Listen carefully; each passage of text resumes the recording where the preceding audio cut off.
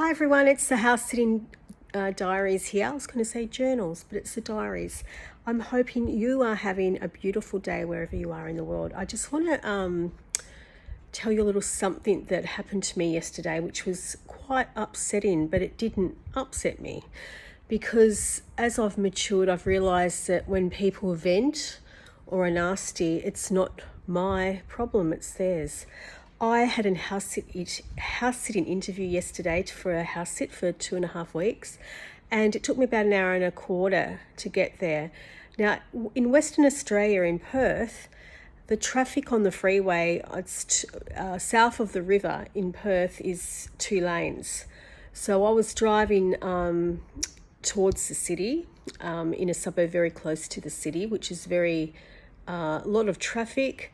And the traffic was very, I had a really good flow of traffic to get there, but I was 14 minutes late. And why I was 14 minutes late was because it took me an hour and a quarter to get there. I drink a lot of water here because it's so hot. It's very hot in the car. I live in a very hot climate over here.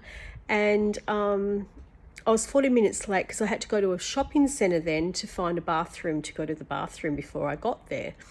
Because as a rule, I don't like getting to someone's home and asking for the bathroom when I get there, because I just don't want to do that. I want to first look at the house if it's clean and suss out if I want to be there and if it's clean. And so I always go to the bathroom at a shopping centre. So I was 14 minutes late, probably 13 minutes. So I get to the door, I knock on the door, and I notice he's got outside cameras.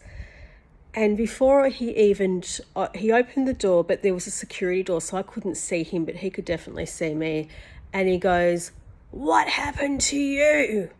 Like really aggressive. And he opened the door and I said, "What do you mean?" And he goes, "You're 20 minutes late."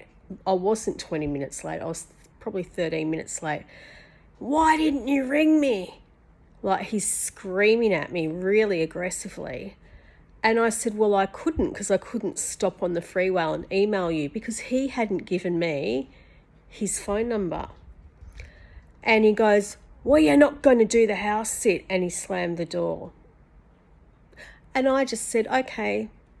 I was so glad that door was shut in front of me, because I just realised what sort of character of a person I was dealing with, and I would never have wanted to do a house sit when someone is like that anyway. Why would I want to do that for anybody? And I always pray and ask the Lord to open doors and shut doors.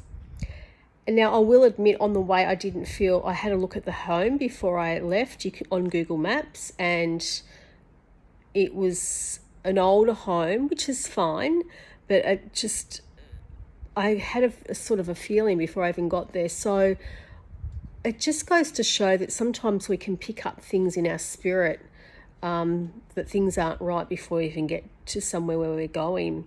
So I believe God shut that door on me, and I'm so thankful that he did, because when one door shuts, I tell you people, 3 more doors open. And I had a real peace about it. I didn't get upset, because whatever issue he has in his life, it's his issue and it's not mine. And I had a real peace, such peace. Yes, it did take me an hour and a half to get home, but you know what? Doesn't matter. I don't have to deal with him or his home or his animals. There are so many nicer people out there to house sit for. And I'm just telling you this little story to remind you that sometimes we don't have to carry other people's junk. So I'm hoping you're having a great day wherever you are. And now I'm off to the gym.